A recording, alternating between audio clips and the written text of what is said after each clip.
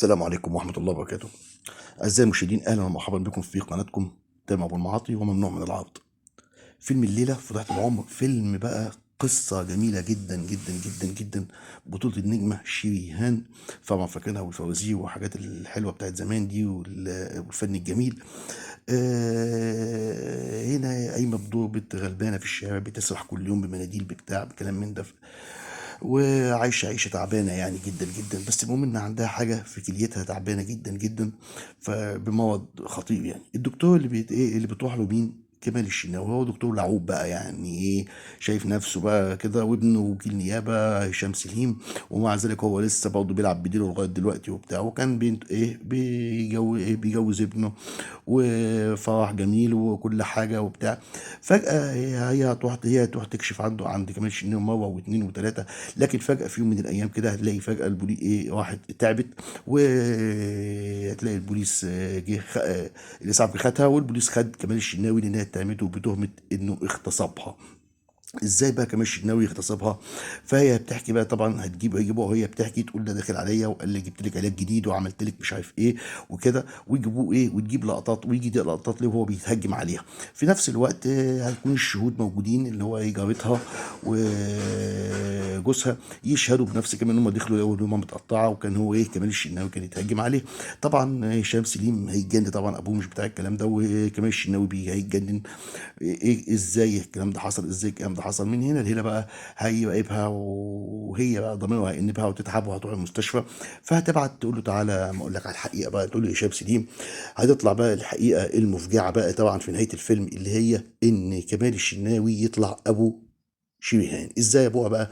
كان كمال الشناوي كان عنده خدامه زمان، وهيجيبوها طبعا وهي بتفتكر بقى الخدامه دي هو اتهجم عليها وحملت، وبتفتكر بقى وهي صغيره، وامها بتقول لعبد السلام ده فاكرينه بتاع عبد السلام بتاع التبع، اطلع من على التبع، اطلع من التبع يا ولد، بتاع اعلان كلمتين وبس، بتاعت بالهرسيا.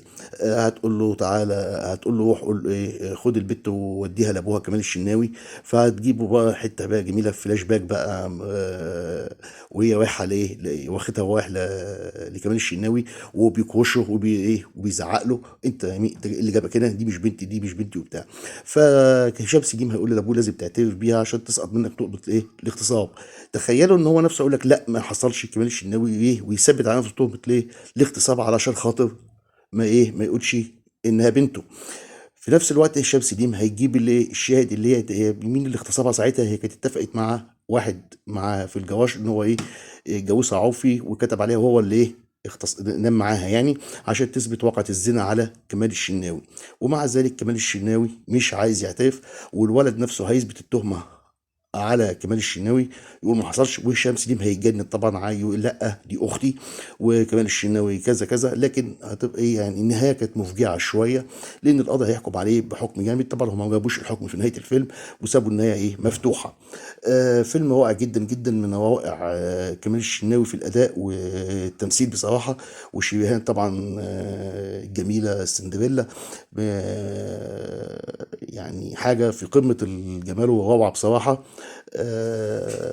أتمنى لكم مشاهدة ممتعة للفيلم، وأرجو أن تكون القناة دايما تحت حسن ظنكم.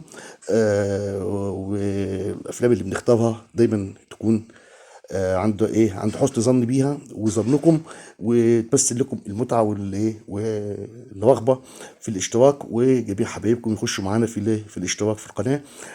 شكرا جزيلا لحضراتكم، وسهرة ممتعة، مع تحيات قناة تامر أبو المعاطي، ممنوع من العرض. ولكن يبقى السؤال، من هو السبب في حجب هذه الأفلام عنا؟ هذا ما سوف نحاول أن نجيب عنه في الأيام القادمة، من خلال بحثنا عن اليد المجهولة، وعزيز بيه اللي ماسك اللي خبى هذه الافلام وحجبها عننا وعن رؤيه الاعمال الفنيه الجميله الجميله الجميله، بمعنى كلمه جميله فعلا. شكرا لحضراتكم اعزائي المشاهدين، والسلام عليكم ورحمه الله وبركاته.